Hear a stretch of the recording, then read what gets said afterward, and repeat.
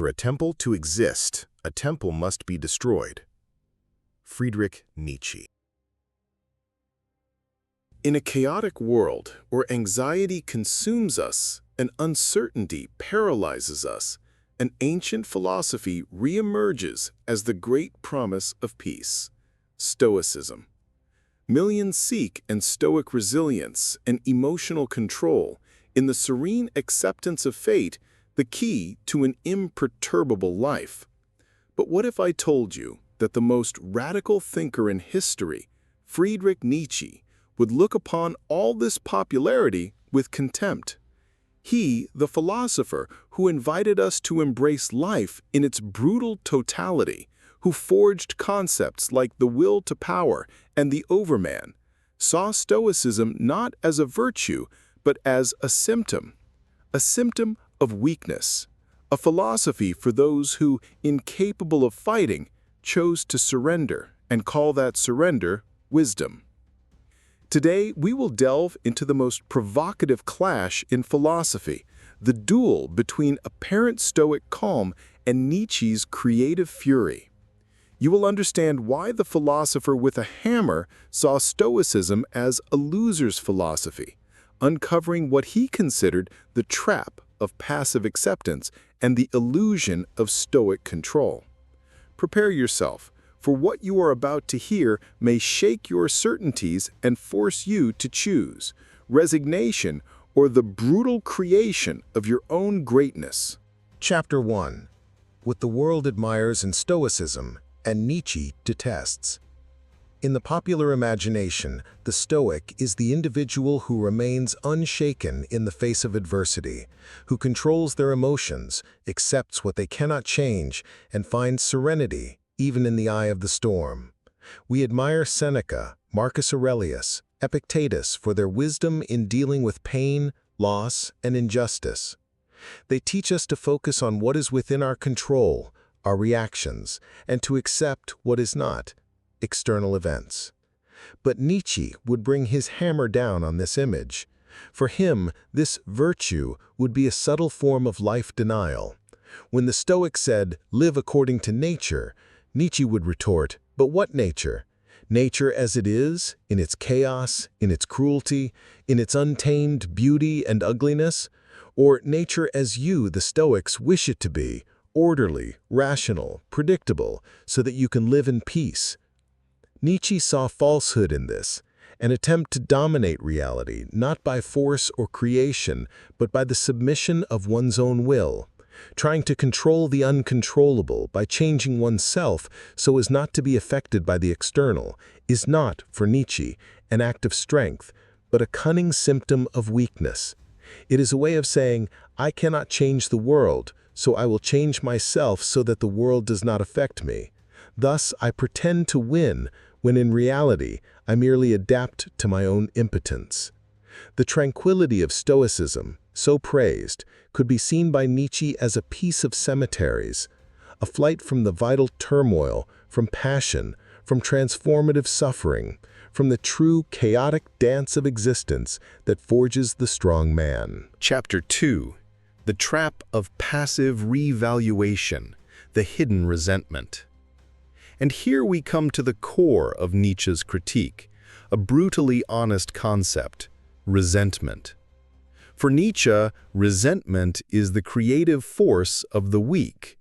It is when, unable to act and impose their will upon the world, they revalue their own impotence and suffering as virtues. Nietzsche would argue that Stoicism, in its most pragmatic essence, could be a high manifestation of resentment. If you cannot avenge injustice, then you revalue forgiveness as a virtue. If you cannot control pain, then you revalue passive acceptance of pain as wisdom. You lack the strength to fight and change the circumstance, so you change your attitude so that the circumstance becomes tolerable and, as a bonus, you feel superior for your virtue. This is not a will to power, Nietzsche would say. The will to power is the impulse to grow, to create, to overcome oneself, to actively dominate. It is the force that seeks expansion and the affirmation of life in its fullness, with all its risks and dangers. The Stoic, in Nietzsche's eyes, does not expand life, he shrinks it to a controllable state, an apatheia, which is the absence of passion and, therefore, the absence of life itself in its effervescence. Imagine a fierce animal.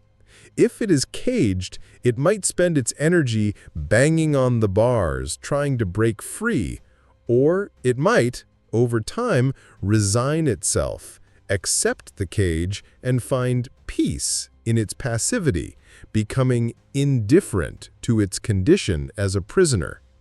For Nietzsche, the Stoic risked being that caged animal who, out of weakness, ended up loving its cage and calling it freedom. True strength does not lie in not being affected by things, but in being able to feel them deeply and nevertheless act and create above them. The Stoic seeks immunity from pain. The Nietzschean seeks the capacity to embrace pain and make it a tool to forge an even stronger will. Chapter 3. Amor Fati versus Stoic Acceptance, Loving Life in Its Cruelty. It is here that the difference between Stoic acceptance and Nietzschean Amor Fati becomes striking. Both philosophies speak of accepting fate, but the underlying attitude is diametrically opposed. For the Stoic, acceptance, apatheia, is a means to achieve tranquility. It is the calculated indifference to external events to minimize suffering and maintain inner peace. It is calm in the face of tragedy. They see life as a river. You don't fight the current, you flow with it to avoid drowning. This is a strategy for survival and damage minimization. But for Nietzsche, Amor Fati is infinitely more radical and vital. It is not a passive or resigned acceptance to avoid pain. It is a passionate, even joyful affirmation of everything life brings, including its pain, its chaos, its terror, its injustice. You don't just tolerate adversity, you love it because it is an essential part of your existence and it forges you. Pain is not an accident to be minimized. It is an indispensable ingredient for your greatness.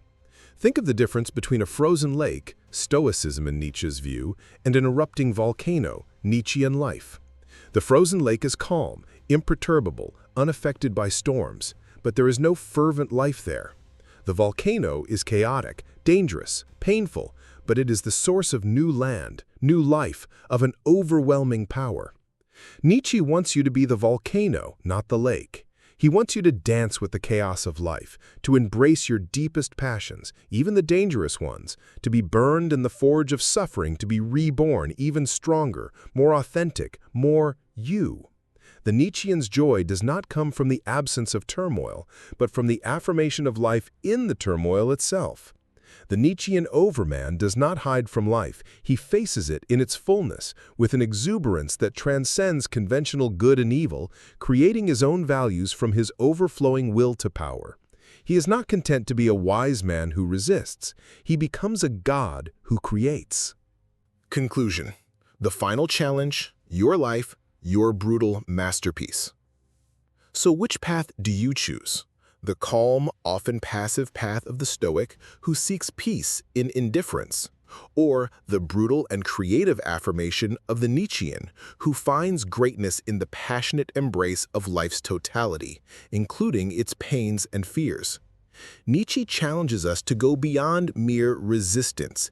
He invites us to transform resentment into creation, passivity into power, resigned acceptance into amor fati, an active and vibrant love for everything that happens to us, because it is what forges us.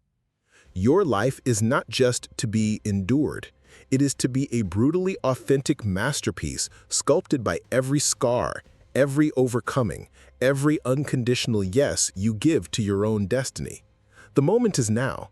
Are you willing to be the artist of your own existence, to transcend mediocrity and find the exuberant force that resides in embracing life in its most terrible and magnificent glory?